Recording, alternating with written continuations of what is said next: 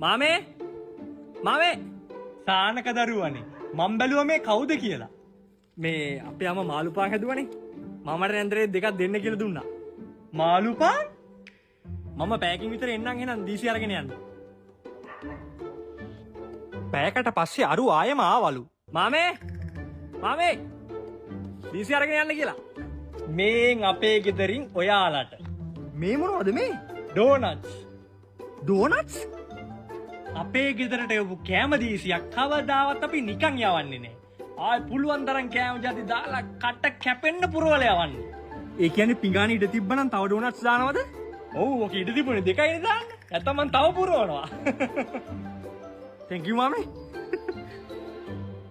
විනාඩි 10ක් ගියේ නෑලු අරු ආයෙම ආවලු. මාමේ මාමේ සානක පුතා ආයෙම මොකෝ මේ බේසවක් උස්සගෙන? මේ අපේ අම්මා ස්පංජි හදලා. ඉස්පංචි උච්චර කොට? මම පැයකින් විතර එන්නම් බේසම අරන් යන්න. පුරවලා තියන්න. ඈ? මේ පුතා එහෙමට්ටු නෑ. පුතා